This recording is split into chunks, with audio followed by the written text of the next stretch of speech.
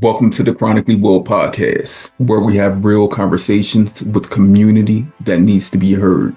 On today's episode, I have the honor of speaking with Evita. Evita, we haven't formally had many conversations off air, so I truly want to have sit down and have a conversation with you regarding your lived experience with diabetes, your diagnosis, all of the above, your family. Because myself, I am a family man, and that's a whole nother perspective that many people don't get to see, how we're able to care for our own well-being. But number one comes our children by far. And so I wanted to get your perspective on that. Again, I thank you for joining me on this journey. Could you please give our audience a brief summary of who you are? Absolutely. And thank you for having me. I'm so excited to do this. So again, my name is Evita. I am 43 years old. I was diagnosed with type 1 when I was 14. So that was 1995. So I've been living with type 1 for 29 years. I have 3 children. I'm very family oriented as well. One brother, one sister, and I'm also a registered nurse. I've been in nursing now for June of 2025 will be my 20th year in nursing. And I deal in chronic disease management, case management, things like that. And so kind of that's just a brief overview of myself. Thank you again for giving us that overview of who you are. I jotted down all those notes because they all are a part of you, and we will be covering them all. Again, I truly appreciate you for joining me here. But I do want to start at the last thing you mentioned. You've been an RN for 25 or 20 years. 20 years as an RN, and you're dealing with people with chronic health conditions and ailments. And did diabetes put you in that line, or were you already? Yes, it did. So when I was diagnosed, I do not remember any of the doctors who took care of me. Same. The only thing I remember as far as people who took care of me were the nurses. And there was one nurse in particular who, oh man, she made the biggest difference in the world. It kind of makes me get teary-eyed because she explained things to me, not just to my mom or my grandmother who was there. Like, she talked to me, and her bedside manner was just, I mean, she didn't leave the room until I understood, until I was, had all my questions answered. When she did teaching for how to do my injections, like, she was so patient with me. And I thought, I want to be that kind of a person for people. People might not remember my name, but I hope they remember, what I did for them. And then as far as my career goes, so I've been in healthcare for 20 years. I started off as an LPN. And then I went back and got my RN in 2018. And then I earned my bachelor's after. And I'm currently on a track for my doctorate. So just wanted to. But yeah, so that's what, honestly, it contributed to it. But, being diagnosed as a teenager was rough. We didn't have I didn't have access to continuous glucose monitor, a pump in 1995. It was just literally regular and NPH insulin. And being a teenager, I was so rebellious.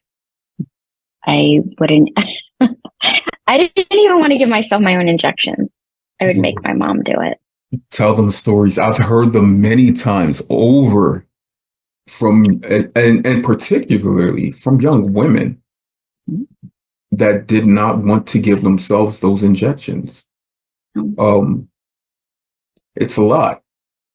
Going from being this teen who literally feels invincible, like you can get hurt, pick yourself back up, and then you're already dealing with all of the hormonal and emotional experiences as a young lady, as a young human, to be gifted and given this diagnosis of a new infant, really, that you did not ask for. It had to be much. And I commend your mom for being able to assist you. Yeah. Give you that helping hand. Yeah.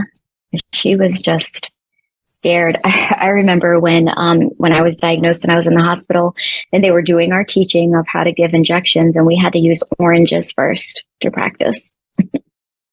My mom must have broke 5 needles doing it. I'm like, oh. And even still, I didn't want to do it myself. I'm like, I don't care if you break it in me, I'm not doing it. When I think about that, them giving the oranges. So I remember when my hospital stay, I remember them coming with the orange, but I don't remember actually ever injecting into the orange. I mean, I may have a lot of that time, because of the high glucose upon diagnosis. It does truly affect, it impairs your memory and train of thought and all of those things. So I don't know if I actually injected into the orange. Maybe I did, but it made me think, because they still do those things today. And you're 25 years in, I'm 22 years in. An orange, when I picture an orange and I think of that thick, leathery, almost like skin, it's nothing like the human skin. Like, nothing like maybe if you peel it and you get to the flesh, it may be. And even then, it's too thin. Right. Right. Yeah. No. Now for like teaching, in the teaching that I've been involved in, they do have actual like little, it's a little more comparable to skin, a little more rubbery, I guess, but definitely not as thick as an orange. Okay. But it's like a little like square little training pad that we use. Right. So your mom would not break the needles. She would not. Well, I would hope not. I would hope not. And I just wrote that down, thinking about titles for the episode, Breaking Needles. That's a great title. Right. It's a great attention getter. It literally is. Breaking Needles. I like that. Right. So again, you're an RN. In your setting, are you in a hospital? Yeah, so I'm hybrid. So in the role that I'm in a case manager role, and I work for one of the big health systems out here. So I go into clinic a couple times a week, and then I work predominantly from home thereafter. So it's nice, especially with diabetes, especially if you're not having a good blood sugar day and you're like, I can barely make it. It's nice to have that flexibility and be like, hey, I can't come into clinic today. I'll be working remotely. I understand. Over the last 4 years, I've gotten the best control ever. like seriously, like being able to work like a hybrid, in a hybrid workspace, predominantly from home. It's been good. Yeah. So I'm so thankful for that. Really. Do you often get when you work in the physical hospital settings, did you often get people that came to you for, and this is more so like clinicians, did they come to you for more guided support? Yeah. Yep.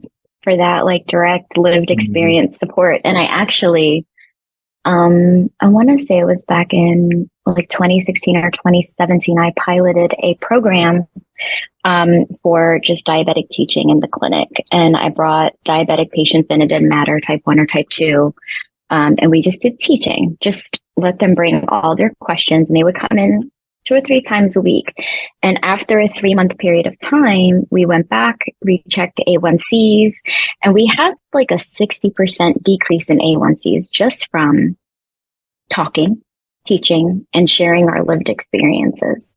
When people understand what they're doing and why they're doing it, and also understand that they're not alone, and these are not questions that only they have, and they can share things, I feel like it makes them more open to taking care of themselves.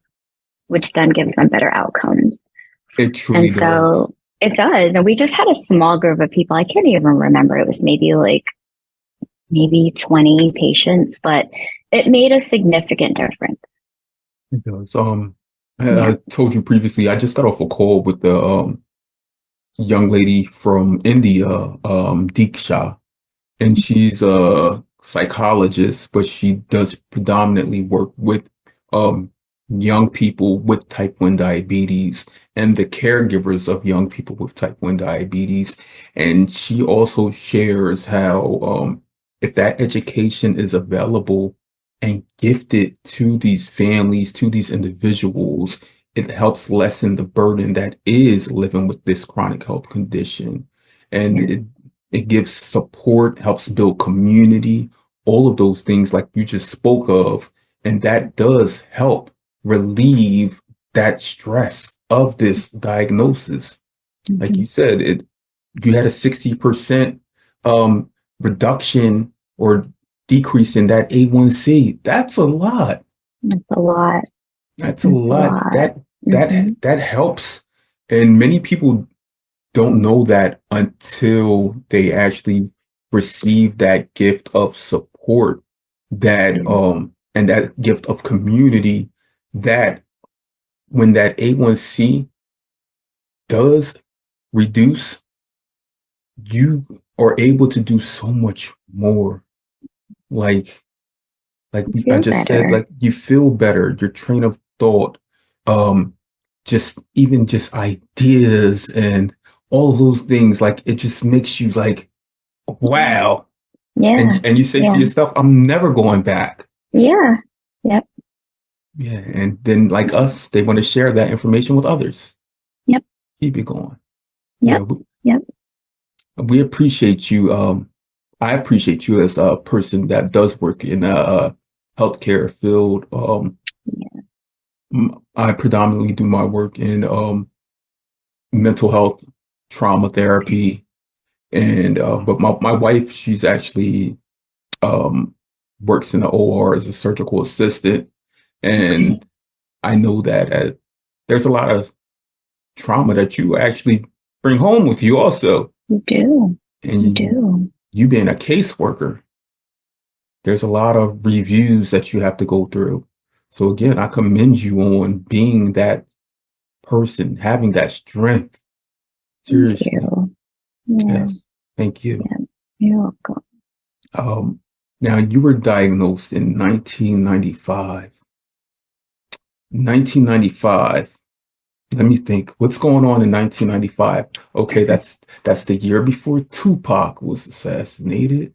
Yeah, so it's whole Tupac, Biggie. I was all in it. Like I remember like that being the biggest parts of my lives. The whole, right. I mean, hip hop was wonderful at the time. Or I mean, 95. That was the year of like Monica, Brandy, SWV, Escape, all of that great music. Yes. Selena. Amazing music. Yeah. Coming of age story for you. Yeah. Yep. Yeah, you were just enjoying everything as a 14-year young child. And one thing, because I know often people talk about, well, what causes type 1? What are the reasons? And everyone throws their theories out there. And the theory that I think I most resonate with is when you go through a traumatic situation that can trigger an autoimmune response. And for me, because there's no one in my family history that we know of who has type 1, which very well could have been because I'm Puerto Rican and, just Hispanics in general have that more, that history. And so when I was 12, my father passed away. And the year after that, we moved from where we were living in Florida and we moved to Virginia because a lot of my mom's side of the family had moved here from New York. So we came here to have some more family support. And so I think for me, some big triggering events for the onset for me was my father passing and then that huge move in such a pivotal moment in my life. I feel like puberty's hard already. And when you add real life things, hard things, it's a shock to your body. And, I don't know if you've ever heard of the book called The Body Keeps Score. Yes. It does. I actually have that book somewhere. Do you? It was gifted to me maybe about 6 or 7 years ago. Okay. And I 100% believe it. All the chronic inflammation, all the things just disrupt your body's normal homeostasis. So to me, I think there are lots of triggering events that can cause autoimmune responses. And that's kind of my lived experience of it. I know other things can trigger it, absolutely. But I know as I've gotten older and really had time to sit down and then understanding the healthcare, portion to it and doing some research and kind of just looking and doing my own inner work with, trauma and things like that. Like, yeah. Yes. I will say, after aiding thousands of people, and even in this realm on this podcast, recording with the 100+ people I have, there seems to be a direct psychological relationship to the onset, and that's more so that trauma, just as though with a physical trauma or physical ailment, illness, sickness is sickness, whether it's physical or mental, it all affects us eternally. Yes. Like you said, again, I know that it's been what, 31 years since your father's transition. It's been 31 years, but I know to a little girl then and forever your father's little girl today that it equally still affects you. And again, in this space, we give flowers to everyone. So today, Evita, I gift flowers to your father for having this child that has continued to live, carry her own dreams while also the memory of her father beside her, because I know that he too would be equally as ecstatic, happy, excited for all that you've become and your continued success in life, love, education, all of those things. So again, thank you to him, and thank you to yourself, to the entirety of your family for being that beacon for you, that beacon of hope, that beacon of continuity moving forward. I say that because I too dealt with many traumatic experiences upon my own diagnosis. And like you mentioned previously, in the Puerto Rican culture, I have many people don't know this until I have these conversations. Like I have a lot of like my mom's side, most of my cousins are all Puerto Rican, like and my uncles, my aunts, like they're like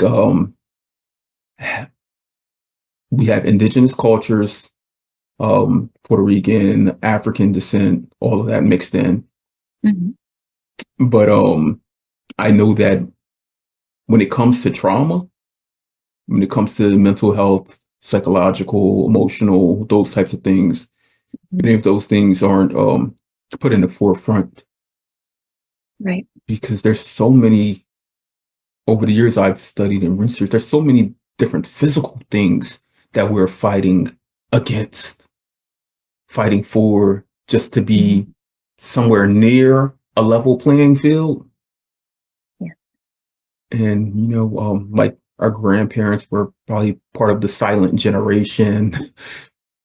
Very much so, yes. Right. So, yeah, given this space, we honor all of them. Yeah. Yep. Yeah. You have 3 children. I do. May I ask how old is your oldest?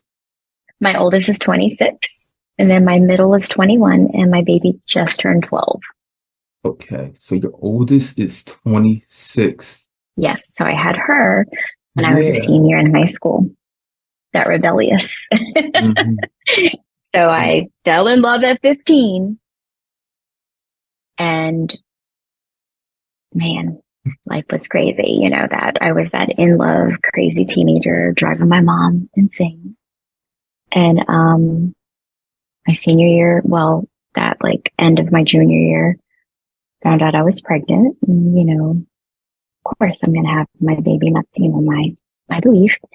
And did not realize how hard it was going to be, especially with an A1C of like, I want to say my A1C was like in the 11s. Totally rebellious. That's the teen A1C between 10 and 14 and up. Yeah. How high it can go. Look. And my pregnancy was hard. And I'm little, like, I mean, like I'm 4'11", like $115, you know, in high school. And pregnancy was all right, but like delivery was, I had to have a C-section. I ended up having to have a C-section with all 3 of my kids.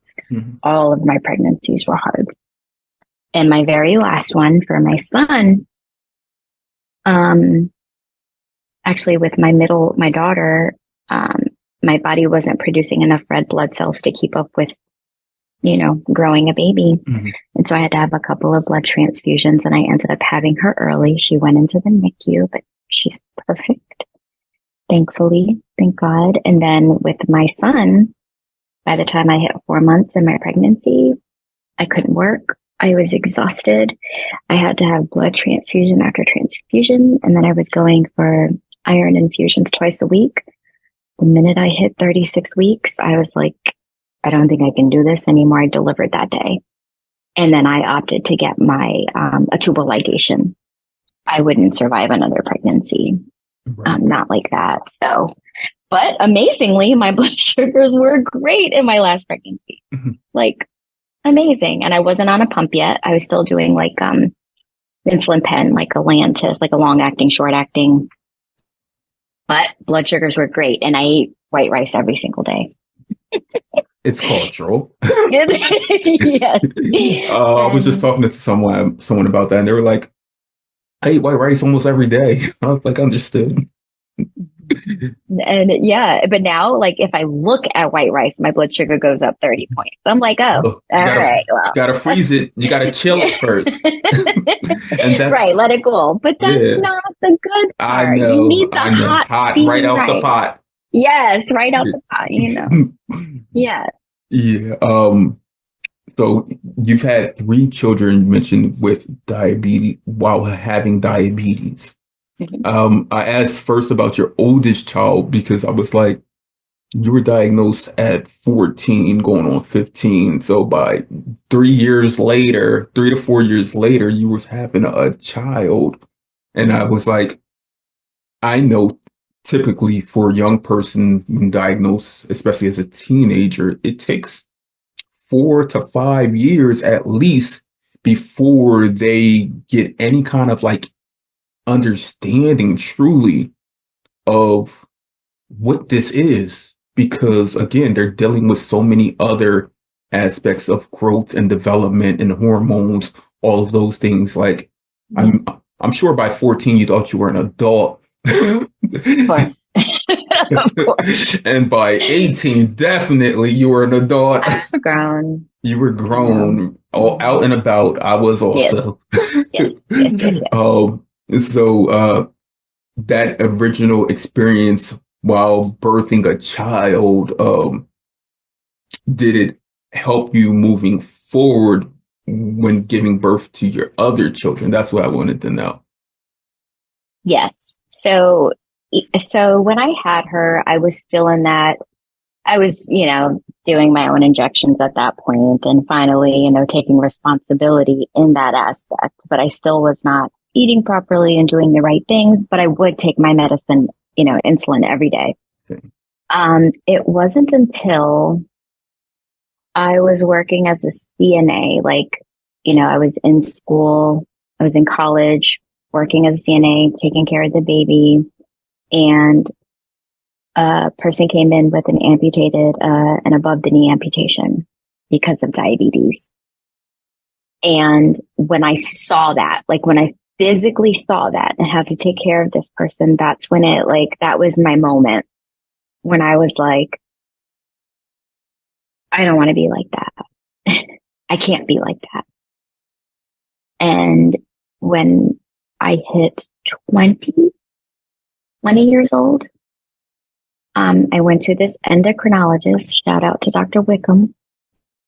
He changed my life, and I still see him till today. He's still my endocrinologist. He never once made me feel badly about anything. He'll be like, "So, Evita, what do you want your A1C to be?" And I'll be like, 6. Why do you want it to be 6? I'm like, I don't know. You know, at that time, I didn't know. I just sounds like a good number. Sound like a goal. Yeah. And he's that's like, what the book said. Yes, that's what the books say. And he's like, why don't we shoot for under 7? How about that? Okay, that sounds good. And then he explained to me why, you know, decreasing chances of, you know, other issues. And so he helped me bring my A1C from whatever number I had it at the time, 11, 12, under, I remember the first time it was like 7.2. And then I went down to like 6.4. And I've been in that 6 range ever since. I haven't come up above.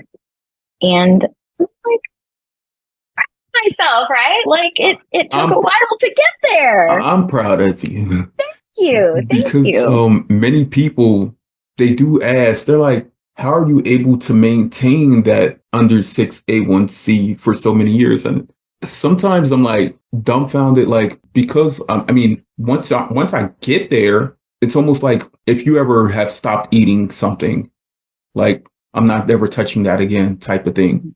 Mm-hmm. It's like that with my blood sugar also. It's like, okay, I've learned how to maintain this so it becomes second nature, like literally. Like there's nothing extra I've been doing. And I also believe that once your body becomes acclimated to being at a certain way, it lets you know, like, this is your normal now. Yes. I'm going to keep you here. So when you start seeing the even small rises, your body is like, do something now. Mm-hmm, mm-hmm. And then you learn how foods affect your blood sugar. And right, like every diabetic is different. Yes. You can eat a whole bowl of rice, take your 40 grams, 4 units, however many units you need to take, and you're good. Me? Mm-mm. Rice doesn't agree. Pizza doesn't agree. Everyone has their things. And it's the things I love the most, of course, that don't agree. But I think what we learn in maintaining these A1Cs is that, you know what, I can have that maybe just a little bit because I do want it. I don't deprive myself. I'm just not going to have the big bowl that I want, and you're learning and tweaking as you go because you realize that when your blood sugar is super high or when it's super low, no one wants to feel that way. No one wants to feel that way. Like it's awful feeling. And so I think that's what becomes part of that second nature is learning, okay, I need to stay away from this one, or I'm having a good blood sugar day, or, like Thanksgiving, my blood sugar was in range 98%. That was the only day it was like that. And I'm like, how did I manage that on Thanksgiving? Like, I don't understand how I did that. Every other day, I'm like 70, 80%. And I'm like, you know what it is? It's because that day I was particularly in tune because I didn't want a super high or super low. So I'm like dosing for every little thing. And I'm like, if I was just like that every day, but it's stressful to do that every day. Like, great. Like I read somewhere that diabetics have to make an extra 180 decisions per day on top of just life, just breathing, living. Right. Upwards of 180 decisions per day. People with specifically type 1 diabetes have to make per day. And that goes from everything from when you wake up, foot to the floor, go to the bathroom, brush your teeth. Those decisions you have, we've already made tens of decisions. And it's crazy when you think about it. Going to sleep. Most people, when they're sick or tired, they're like, oh, go take a nap. You'll be all right. You know how many decisions go into? I've never in almost 22 years. Well, let me not say almost 22 years because those first 5 to 7 plus, they're questionable. let's say the last decade, maybe the last decade. I have not gone to bed without thinking about multiple things. Like, do I have this emergency kit, which is glucagon, drink, candy, things next to my bedside? Do I have alerts on? Can I see my blood sugar by just looking over types of like, there's a lot that goes into it. Mm-hmm. People just don't understand. They don't. Do you ever think of like, how did I survive that first 15 years? I have no clue how I survived the first 5 to 6 years. Like, I was not good at all with checking my blood sugar. I hated it. I don't know how I survived. I just took the insulin they told me to take, and that was it. Like, I remember being in high school, already diagnosed, and my breakfast would be a can of Pepsi and a bag of Doritos. Like, okay, I'm walking around here with probably in the 300s. Okay. Like, I don't know. Probably had no 504 or IEP, nothing. Nope, nothing. Didn't even know about those things. Exactly. I know my mom didn't. Like, don't even know how I survived. Like now you have your CGMs, you have a follow app so parents can follow their kids. And like, I'm like, man, where was this stuff when I was first diagnosed? But it's amazing. And I'm so glad. I'm so glad it's around now. Yeah, my 10-year-old, he reads these books. I have to say it while I'm on here. He has a above 12th grade reading level. Amazing. And he's in 5th grade. But he reads these books. How did I survive? It's like, how did I survive the shark attack of 1924 or whatever? Like, and he reads those books, and it's almost like I'm asking you, how did you survive the diabetes onset of 1995? Like, right. It was a war zone. I'm telling you, it was crazy. It was crazy. Yeah. How did you survive? How did your family survive? All of those things. No one understood. No one understood what diabetes was. I can remember, coming home from the hospital and lots of aunts and cousins and everybody around. And I was getting a lot of attention, of course, because I had been sick and I lost all this weight. And so people were like, make sure you're eating and drinking and blah. And one of my cousins, probably maybe a year or two older than me, 15, 16, I was sitting at the table and just drinking some water because that's all they would let me drink right then. And he was like, man, I wish I had diabetes. You're getting all the attention. I said, I would trade you right now if I could. I said, but you don't want this. You don't want this. You do not want this at all. You don't want this. I don't wish this on my worst enemy. So you're the youngest? I'm the youngest. Yep. You're the baby. I am the baby. Yep. So when this diagnosis came about, you were the only child still in the house. So your siblings didn't even get a true feel or understanding of what it was. Probably still don't today. So I think now they have a little bit of a better understanding just seeing me, over the last almost 30 years. But at the time, it was just me and my mom. We had just moved to Virginia, and my sister and her husband and kids were still living in New York. And so I had gone up there to visit because I would go to New York during the summer times, like to hang out with my grandma, aunts, uncles, kind of just and give my mom a break. And so I was up there for the summer, actually. And I was staying at my sister's house for a couple of days before I was going back over to my grandma's. And my sister noticed that something was wrong with me. She was just like, are you high? I was like, am I high? What are you talking about? Like I couldn't eat. The only thing I wanted to drink was like sodas. Like I was so thirsty. Her and her husband went to work. They took the kids to daycare and stuff like that. When she came home, I was laying on the ground with a bottle of soda.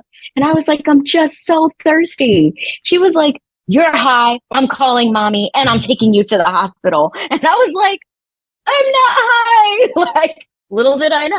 In hindsight, was this during was this like summer break? It was summer break. Yep. Yep. Yep. And so took me to the hospital, and sure enough, blood sugar was like, they said if I would have waited like a day or two, I probably wouldn't have made it. We've all had that. All had that moment. Yep. Yeah. Yep. You were high. Literally. I was high. Literally, I was high though. Have a conversation with her today. Well, I really was high. And she's like, I knew thought I was. Yeah. Right. So your sister was the first one to actually see or notice the signs. That difference.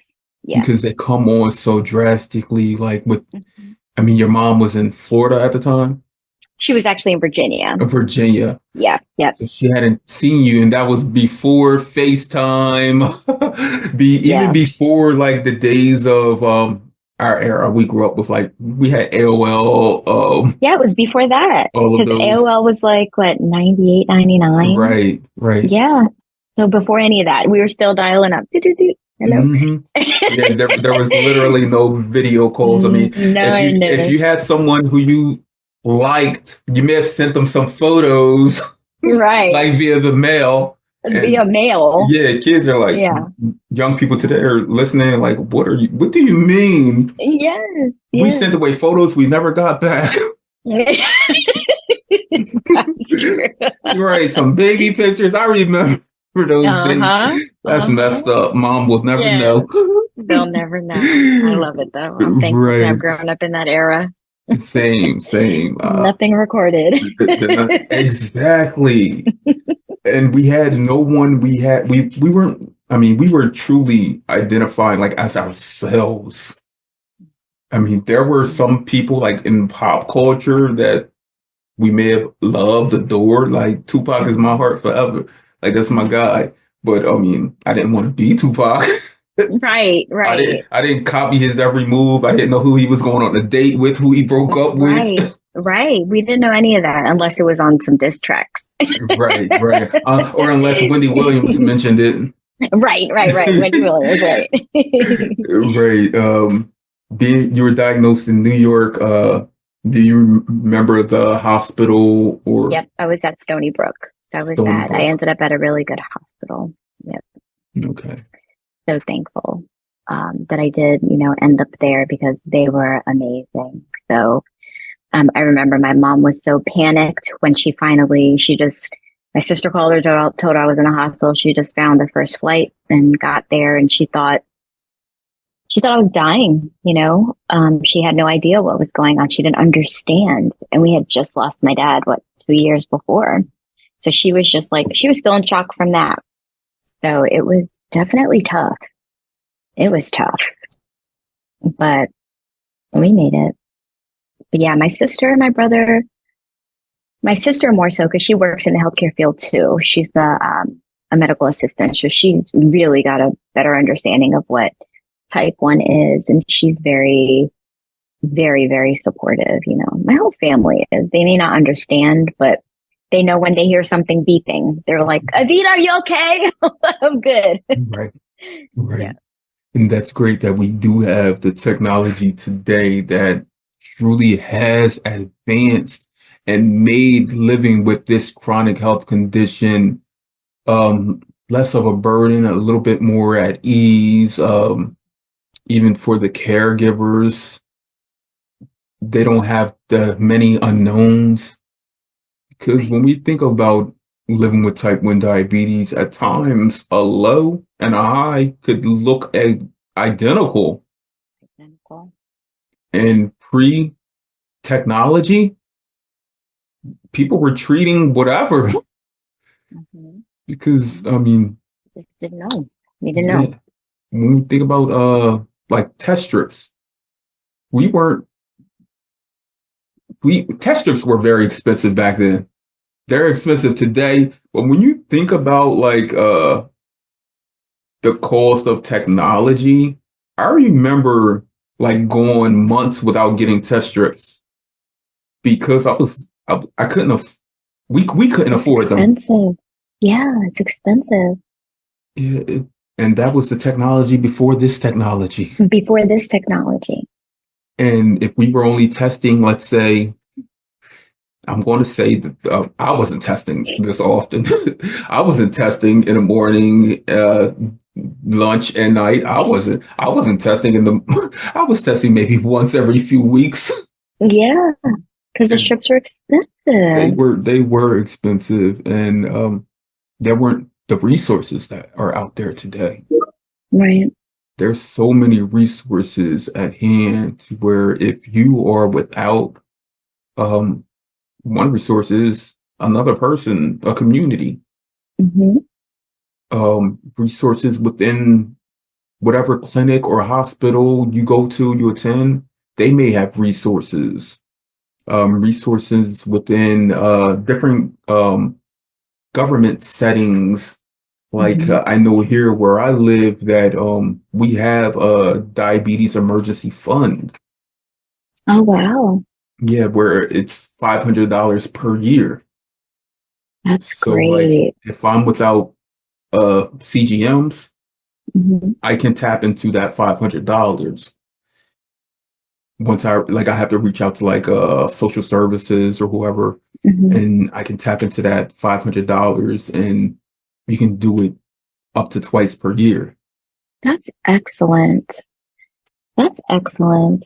I'm not aware of any programs like that here, but that doesn't mean they don't exist. But I can remember going without,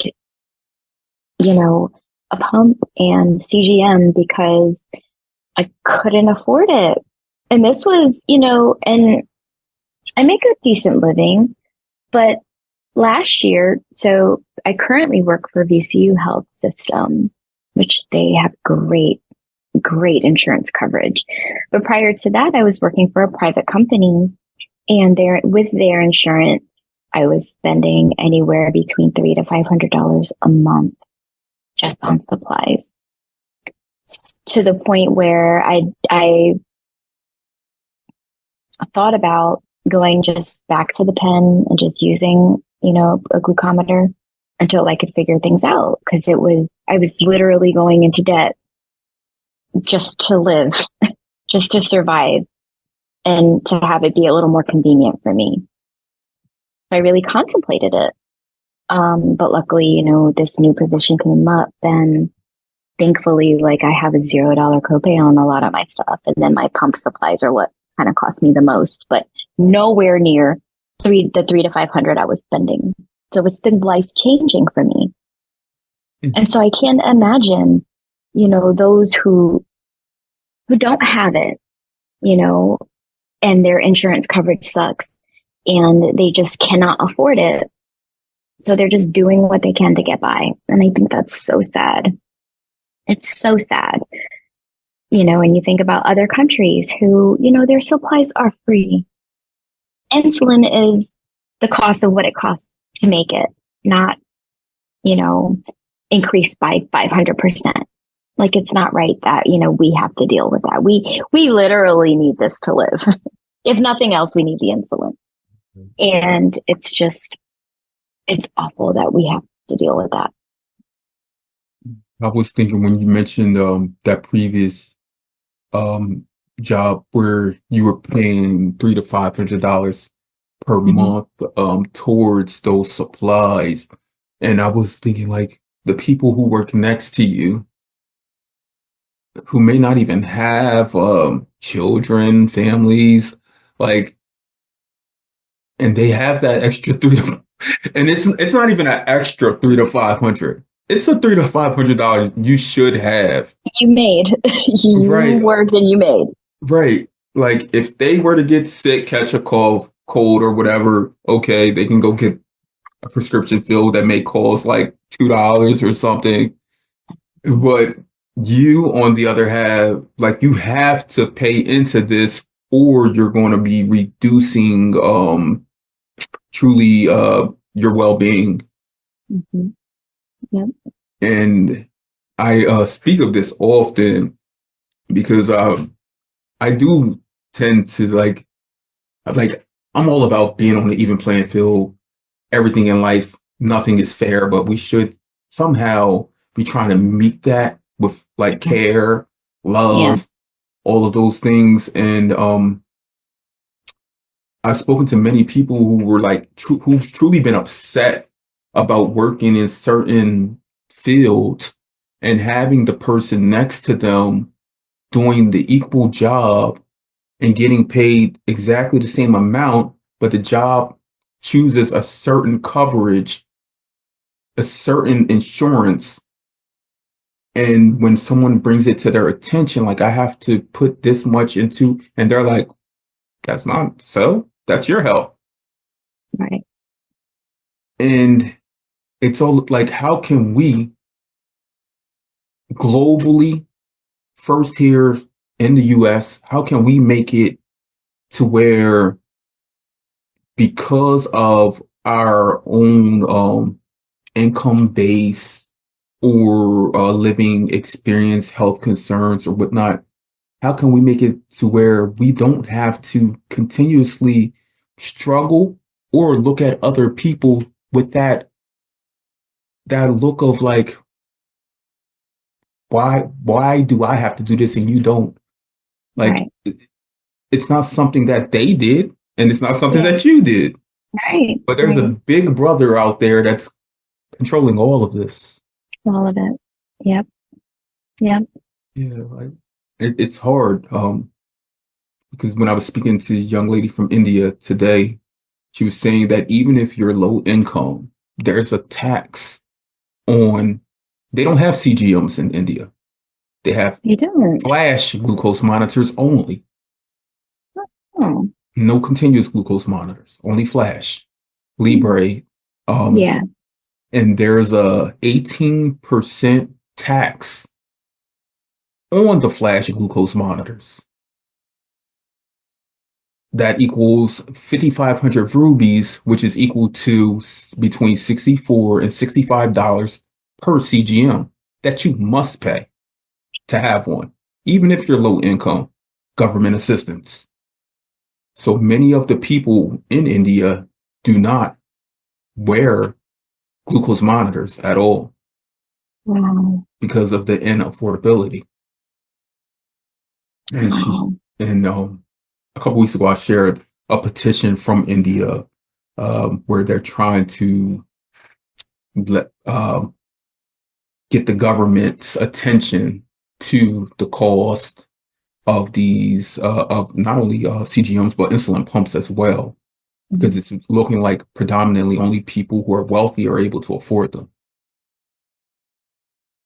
And it's very, I mean, I told her, I said here in the US, like even if you're low income, you receive like Medicaid, you can get these devices. There's no added tax to it. And No. she was like, for real? I was like, yeah. She was like, it's horrible. She's like, if you're low income here, you cannot get these things. And this, it goes with the same with insulin availability also. Yeah. Yeah. I just wish that there was a better or more reliable way of making sure that everyone is able to access the same things. Yes. I don't want to feel like I'm living in a luxury because Right. I can get the things I need to be my best. Right. Yeah. I remember during my pregnancy, my second, yes, my second daughter, I wasn't able to work once I was like 6 or 7 months pregnant with her. And the cheaper option was for me to have Medicaid at that time because I was on short-term disability. And so it just made more sense. And they would not cover my test strips, even though I'm type 1. So I had to get like the cheap CG or glucose monitor from like Walmart to like rely on. Yep. And the strips are just more affordable. And being pregnant, I really did need to check my blood sugar more, but I would keep it to morning and before bed just to make it last. And, you know, it's sad that, you know, you have to do that, but we need this to survive, you know, like you have to basically ration out your supplies just to be able to afford to live. Right. And rationing out your supplies mean that you're putting some detriment to your health and well-being, because if you're rationing out supplies, rationing out insulin, any of those things, then that means other complications may occur. Yeah, right. Yeah. And it's crazy when you think of like some of the complications that could occur and how they can be preventable if people were to have access to these needed supplies. Things such as chronic kidney disease, which I think it's like more than 80% of people who are in renal failure or people that have lived with diabetes. And for the most part, when people are diagnosed with renal failure, chronic kidney disease, dialysis, they get like there's assistance for that. Yeah. But you're at end stage at that point. Right. So all the things that you could have had to prevent you getting to the end stage renal disease, that would have been way more cost effective because dialysis is expensive. So not just the hospitalization to get like the fistula ports, whatever put in, but also being dialyzed 3 to 4 times a week, also setting up transportation to get there. You know, there's so many other little costs, and it's so much more expensive than just saying, hey, we could cover your test strips and your medication to help prevent you getting to this point. But that's not the society we live in. We don't live in a preventive care society. We live in a treat because it's where the money's made. And it's sad. It's extremely sad. But I still do commend our healthcare workers. Absolutely. I truly believe that the great majority of people who work in the healthcare do want better. They want more. You wouldn't go through the years of education without that being an empath at heart. Right. And I agree with that wholeheartedly. And I feel like most clinicians, most providers, you know, in healthcare, it's usually out of their hands. It's in insurance companies' hands. And you have people who don't have any kind of healthcare experience evaluating these claims and denying them based on a set of rules that they have without any understanding on how treating any illness, much less chronic illness, works, you know, on how you can, if in the forefront, you can use preventive care, you can prevent, you know, larger costs and complications and, you know, further treatments. And so I think it's backwards. It's backwards. Yeah. And I did have that. Before recording, I had sent you the message about like no notes, but I guess we did cover that CGMs and technology. CGMs and technology. It took me years to actually tap into them because I didn't even want to look at the cost and the expense. Yeah. When did you get your first pump? I was 36. 36 was when I got my first pump. 22 years post-diagnosis. Yep. And it was number one, cost. Number two, it was a foreign body on my body. And I was just scared. I didn't have very much trust. And so I was like, what if it accidentally dosed me too much and I just never wake up? But no, I started with the CGM first because I wanted to get used to just wearing something. And then when it was time for me to choose a pump, I was like, I absolutely want no cords. I don't want any tubing. I want nothing. So the only one I would do was Omnipod because that was what was available at the time for tubeless. And I've been on it since. So, and now I think, as long as I can afford to stay on it, I will stay on it for as long as I can. Right. Same. Living with chronic health conditions or life altering. How do you stay upbeat and motivated while living with a chronic health condition? I think it's just such a norm for me that it's already in my daily routine. And then on the days that I have can I just have a break from diabetes today? Can I just not? I just remind myself, if I want to keep living and keep feeling okay, then you have to do it. But there are days that I'm just like, I need to break.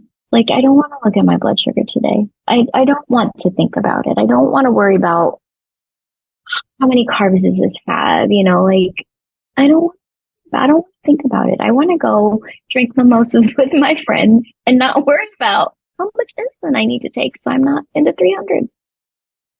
And on those days, sometimes I just have to allow myself to be in that moment. I have to let myself it's okay. It's okay. You can be sad. You deal with this 24/7, 365 days a year. You can have a moment. And so I've actually recently learned that this year, that I just have to give myself grace to say, it's okay to be sad.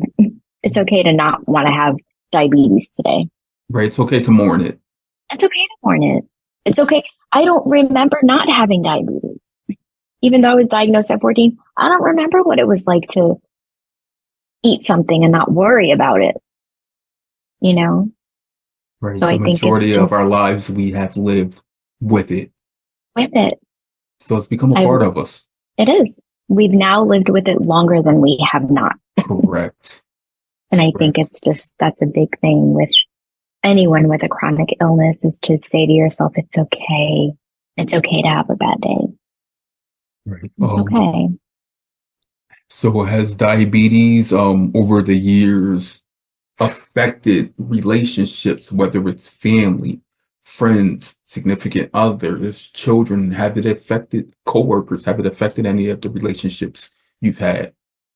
Yes. I think in my first marriage, he wasn't ever really concerned, but that was again because we were young and, I was still gaining an understanding of it myself.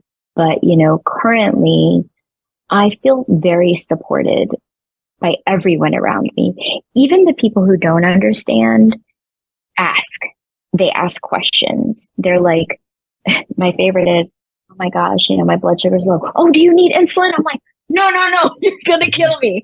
Just get me some juice. But it's that they ask. I appreciate them asking. You know what I mean? Yeah, keep just showing the help. Yes. And even, I always think about this. So I have little nephews. And at the time, my youngest nephew might have been 4 or 5. And we're swimming and I have on my pump, my CGM. And he just comes up and he's like, what's that? And I said, well, it's my pump and my glucose monitor.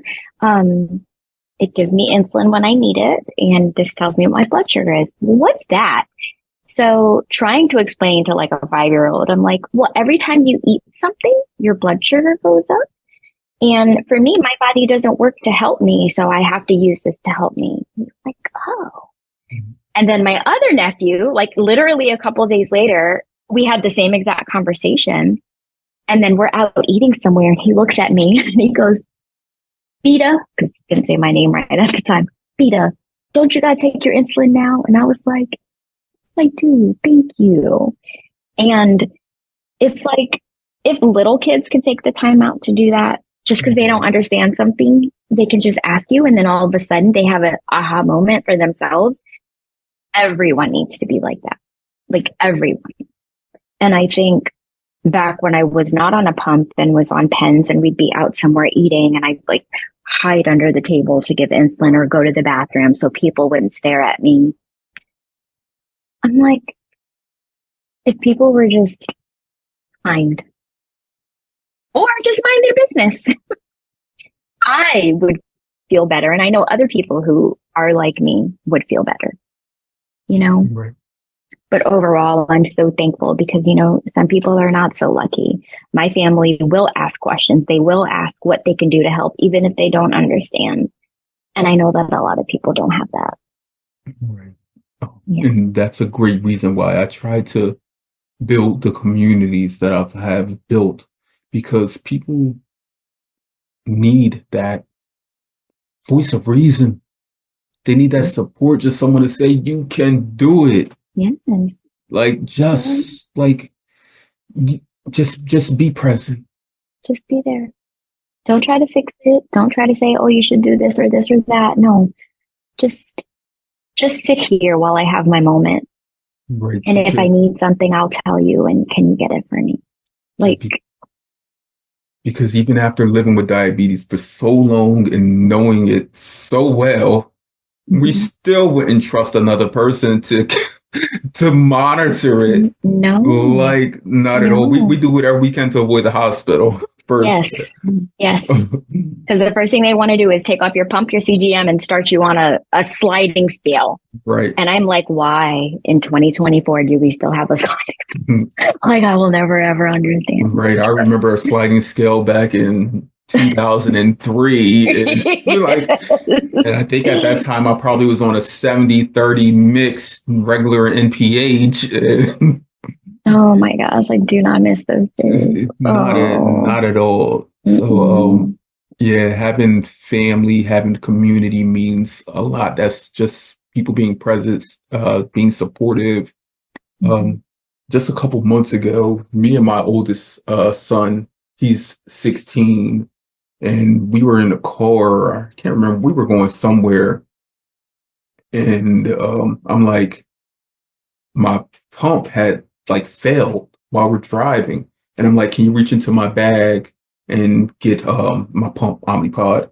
I'm like, can you get the controller or whatever? And I'm telling him what to do step by step while I'm driving. I'm like, can you get 200 units, pull it out? He's like this. And he never ever had done this before. He injects it, everything, he primes it. And I'm like, all right, just hand it to me now. I put it on. I'm like, can you start it? He started it. And like, that was a moment right there where like, I was like, my guy's good. Like, yeah. Like, and I told him, I said, you could like, you're literally like helping save my life. Like, really. Literally. Like, you are. Yes. And we had a moment like that over the summer. We had a cookout gathering, and we're all sitting around. Everyone's just having a good time. And my CGM starts going off. My blood sugar's low. And one of the kids brings me a Capri Sun. So I'm sitting there just still talking to everybody, drinking my Capri Sun. And my niece looks at me and goes, isn't it amazing how you're just sitting here, we're just hanging out, and this little juice box is just saving your life? I'm like, never thought about that before. Never thought about it. You going to get this juice box for me sitting here while we're still having a conversation. I'm saving my life right now. And I'm like, with a juice box. With a juice box. And you don't realize how other people don't realize it until it's happening in that moment, right? Like, it's nothing that ever dawns on us because this is normal. I just need to drink this juice to save my life.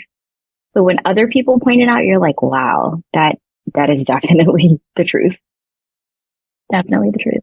The amount of times we've saved our lives with a juice box or some gummies or like. Right. Anything that's right there. Like, right. I literally always have a low snack and like, Like, Oh, always and I have something. oh, you Yes. can't. Yeah, Oh, yeah, yeah, yeah. yeah. I have a ginger ale right there. Always Like, something, it's like we don't go anywhere without it. I literally keep a bag of Starburst in my car. Like there's something every place. right, we have to, I have to. and it's almost like it's like we're forever toddlers, Forever toddler. forever toddlers in our terrible twos, like kicking and screaming, and we need a juice box or some candy. That's forever us. I'm forever Yeah. toddler. I never Uh, even thought about it that way. right. So I can sense that diabetes hasn't truly prevented you from being your best. It hasn't. It hasn't. And I never thought of diabetes as like a disability or anything like that. I just always thought of it as this extra thing I have to do. Um, and now I don't knock anybody who needs it as a I mean, you know what I'm Mhm. trying to say. It is a disability. It is. It really is. We need lots of extra things to live how a normal person can live. But I never thought about it that way. And I've never like used any sort of like a disability placard or anything Right. like that because Like I throwing up a feel like diabetes card. right. Ever. The only one time I ever used it was we were at Disney. I didn't even know like the disability access pass was a thing. Like, and we're in line and I literally had to take no extra insulin that day because I walked 18,000 steps. I had my whole bag of Starburst with me and had to use it every time we were in line. And I was like, okay, this is getting even more exhausting. Like I can't keep up with my blood sugars. Like this is just, and one of the guest services heard me talking. She was like, come here. And so I went over there and she gave me and my family the disability access pass. And we were able to ride rides. We were able to schedule something. I could go get a drink and sit down and come back and ride the ride at a certain time. And I thought, never in my life have I ever thought of this as a disability, but today it's a disability. Today I want to enjoy this. I absolutely love Disney. And I had to use it. And I didn't feel bad. I didn't, because I tried Right. to do it without it. And so having that, I felt so blessed to be able to really enjoy myself and, not hold my family back from enjoying their time also. I know they've stopped issuing those passes for people with type 1, which is pretty sad. But, again, I never thought of it as a disability until it was for me in that moment. Right.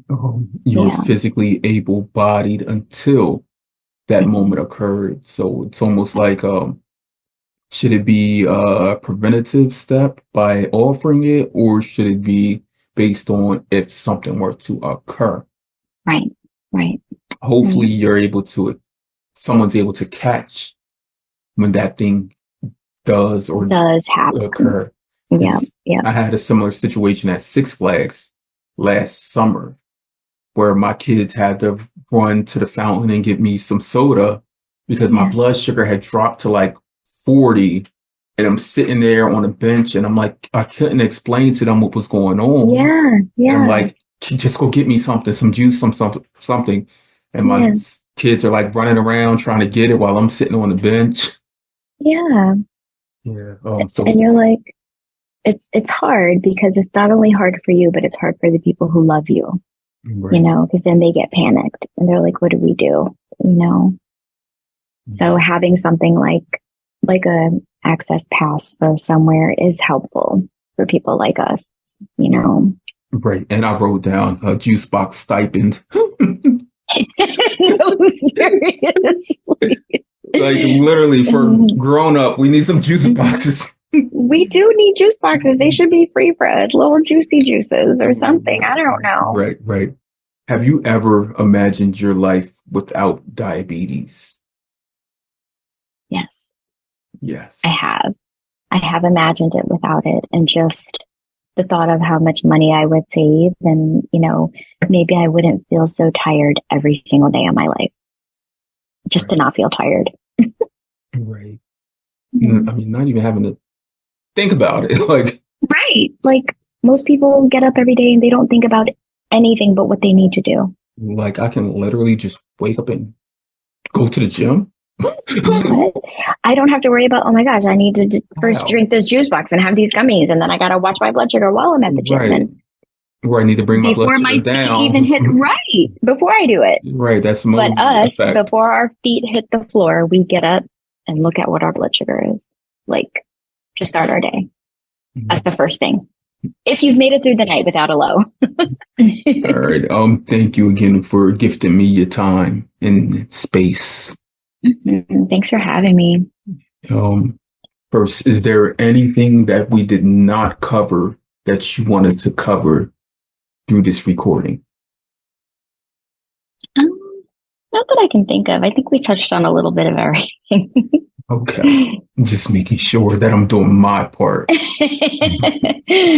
Um, what's some good advice that you've either received or any you'd like to share or gift to the community or to someone newly diagnosed or the caregivers of someone with diabetes? And you could break it apart however you want. Yeah. I think what I would say to everyone, this is whether you're newly diagnosed, have had it for decades, or you're the caregiver of someone with type 1 diabetes or a chronic illness, is you have to give yourself grace. Nothing is perfect. And in our world, less than perfect is how we live. And I think it's just knowing that, give yourself permission to say, I'm okay. It's okay. Tomorrow will be better. You know, I think it's just being able to give yourself some grace. Grace. Yeah. Yes, grace is something that we should live by because we know time is the inevitable, but in between that time, just try to give yourself some grace, some Yeah. peace. Just love on yourself, love on your child, love on your lived experience, whether it's one day or 3 decades of living with this. Right. Just know that you made it. Yeah. Because the alternative, a little over 100 years ago, was the other inevitable. Yep. Yeah. I end all of my recordings with this question to my guest, Evita. There's a lot going on today in science, research, biomedicine, technology that does help lessen this burden living with diabetes. Yeah. On the day, Evita, speak this into existence. On the day that a cure is here and it's readily available to all, everyone can access it. And Evita, you are cured. On that day, what do you do? I think I would try to run a mile. I would run a mile and realize I don't need to know what my blood sugar is. I don't care because it doesn't matter. Honestly, that would be the first thing I did. Then I'd go to Disney. I know you're a Disneyaholic. Yes. Run a mile and then go to Disney. While you're saying that, I would just run a mile. I was trying to think of the name of a movie. Hold on. Dang, I can't remember the name of it right now. It's a Will Ferrell movie. Oh, I love Will Ferrell. Does he say that in the movie? No. The one where he's in the fraternity in college. Oh, it's my older brother's favorite movie. Is it Old School? Old School. Yeah. The first thing when he's like, I'm going to run. I said, I'm going streaking. And his wife was like, "What are you doing?" And he's like, "I'm waiting on the guys. They're coming too. We're going streaking." She's like, "We're going streaking." She's like, "Get in this car." Yes. On that day, Evita, that a cure is here for us all. You hit me up. I'll travel whatever miles it is, and I'll run that mile with you. Okay. My sister, I truly appreciate you for gifting me your presence on the Chronically Well podcast, where we have real conversations with community that needs to be heard.